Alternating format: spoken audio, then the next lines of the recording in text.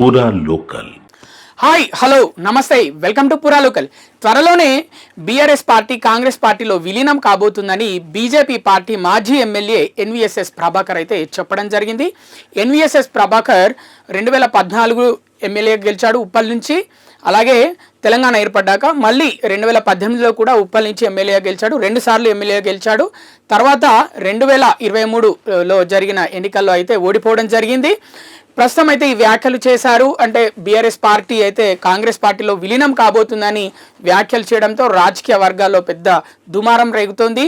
అంటే ముఖ్యంగా ఏంటంటే అప్పుడు సోనియా గాంధీ మాట ఇచ్చిన ప్రకారం, తెలంగాణ ప్రజలకు మాట ఇచ్చిన ప్రకారం తెలంగాణ అయితే ఇచ్చేసింది. అలాగే అప్పుడు కేసీఆర్ కూడా మాట ఇచ్చారు సోనియా గాంధీకి, ఎప్పుడైనా ఏదో ఒక రోజు ఖచ్చితంగా బీఆర్ఎస్ పార్టీని కాంగ్రెస్లో విలీనం చేస్తాను అనే మాటకు కేసీఆర్ కట్టుబడి ఉన్నాడు అని అయితే ఎన్వీఎస్ఎస్ ప్రభాకర్ అయితే చెప్పడం జరిగింది.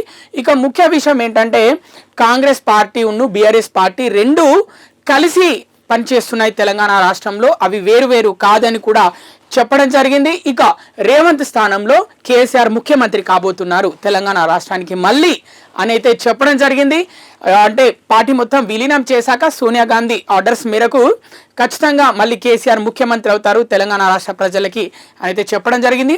దాంట్లో భాగంగానే ఇప్పుడు తెలంగాణ రాష్ట్రంలో అంటే కొత్త ప్రభుత్వం ఏర్పడక ముందు కూడా కాంగ్రెస్ పార్టీ వాళ్ళైతే కొన్ని స్కామ్లు జరిగాయి తెలంగాణ రాష్ట్రంలో, వాటన్నిటిని బయటికి తీస్తాము, అందరినీ ముఖ్య నేతలను అందరినీ లోపలికి పంపిస్తాము అని అయితే గతంలో కాంగ్రెస్ పార్టీ చెప్పడం జరిగింది. అధికారంలోకి రాకముందు, అధికారంలోకి వచ్చాక కేసుల పేర్లు మాత్రం వినిపించాయి కానీ ఒకరు కూడా జైలుకి వెళ్ళని పరిస్థితి. అంటే ముఖ్య నేతలు, బీఆర్ఎస్ పార్టీకి సంబంధించిన ముఖ్య నేతలు ఒక్కరు కూడా జైలుకి వెళ్ళని పరిస్థితి. అటు ఫార్ములా ఈ కార్ రేస్ అయితేనేమి, ఇటు కాళేశ్వరం ప్రాజెక్టుకి సంబంధించి అయితేనేమి, ఇక ఫోన్ ట్యాపింగ్ కేసు అయితేనేమి, గొర్రెల స్కామ్ అయితేనేమి, ఇలా చెప్పుకుంటూ పోతే కోకొల్లలు అని కూడా చెప్పడం జరిగింది. ఇవన్నీ జస్ట్ పేపర్ మీద పేరు వరకు మాత్రమే, కానీ వాటిలో సీరియస్గా వర్క్ జరగట్లేదు, వాటిని గురించి ఎవరు మాట్లాడట్లేదు. అంటే డీల్ కుదిరింది, బీఆర్ఎస్ పార్టీకి కాంగ్రెస్ పార్టీకి డీల్ కుదిరింది.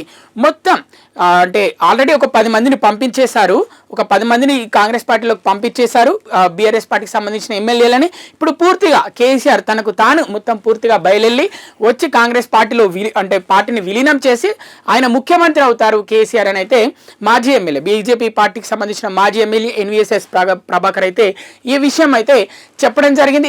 గత కొన్ని రోజులుగా చూసుకుంటే కూడా అటు బీఆర్ఎస్ పార్టీలో కూడా అటు అసంతృప్తిగా ఉన్నారు. అంటే హరీష్ రావు అసంతృప్తిగా ఉన్నాడు, హరీష్ రావు పార్టీ పెట్టబోతున్నాడు. ముఖ్యంగా కేటీఆర్కి హరీష్కి పడట్లేదు, అలాగే కేసీఆర్కి హరీష్ రావుకి పడట్లేదు అని వ్యాఖ్యలు వస్తున్న నేపథ్యంలో ప్రెస్ మీట్ పెట్టి అయితే హరీష్ రావు క్లియర్గా చెప్పడం జరిగింది.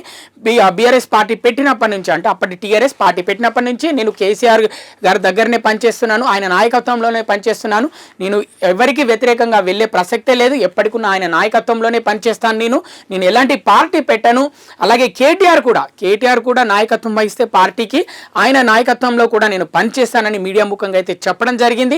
ఈ నేపథ్యంలో మరి ఈ వ్యాఖ్యలు ఏ విధంగా చూడొచ్చు? నిజంగానే కేసీఆర్ మరి కాంగ్రెస్లో పార్టీని కల్పిస్తారా, విలీనం చేస్తారా? మరి ఎమ్మెల్యేల వైఖరేంటి, వాళ్ళకు మంత్రి పదవులు వస్తాయా అనే ఈ చర్చ నడుస్తుంది. కానీ అది అసాధ్యమని మరికొంతమంది అంటున్నా కూడా రాజకీయ వర్గాల్లో మరి ఏం జరగబోతుంది అంటే కేసీఆర్ ఎప్పుడు అంటే గత కొన్ని రోజులుగా మౌనంగా ఉంటున్నారు కేసీఆర్, ఒకటేసారి పెద్ద బాంబు పేలుస్తారు అని అయితే చాలామంది రాజకీయ వర్గాల్లో చర్చ నడుస్తుంది.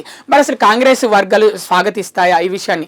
సోనియా గాంధీ చెప్పినప్పటికీ కూడా అటు మరి కాంగ్రెస్ వర్గాలు స్వాగతిస్తాయా? మరి ఏ ఉద్దేశంతో బీజేపీ పార్టీ మాజీ ఎమ్మెల్యే ఈ విధంగా మాట్లాడాడు? అంటే రాష్ట్రంలో నెలకొన్న పరిస్థితులను బట్టి ఈ విధంగా మాట్లాడా?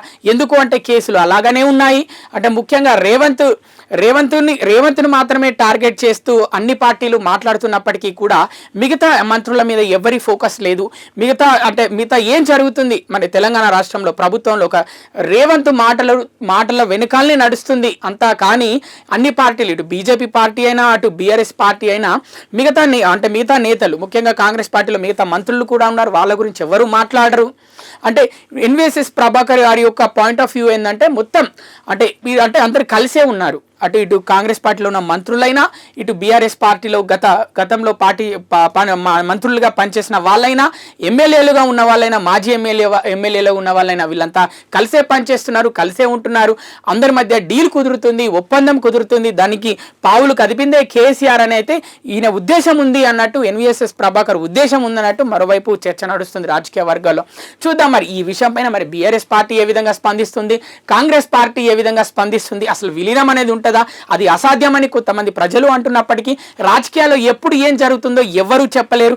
పదవి కోసం ఎంతటికైనా రాజకీయ నాయకులు దిగజారుతారని మరికొంతమంది ప్రజలు అంటున్న పరిస్థితి. ఈ విషయంపై అయితే ప్రజలు కొన్ని రోజులు వేచి చూడాల్సిందే. ఎందుకంటే కౌంటర్ అటాక్ మరి కాంగ్రెస్ పార్టీ నుంచి, బీఆర్ఎస్ పార్టీ నుంచి మరి బీజేపీ పార్టీకి ఏ విధంగా ఉండనుంది అనేది వేచి చూడాల్సిందే. ఇవి ఇప్పటివరకు ఉన్న అప్డేట్స్. మరిన్ని అప్డేట్స్ కోసం చూస్తూనే ఉండండి పూరా local, your choice for local voice.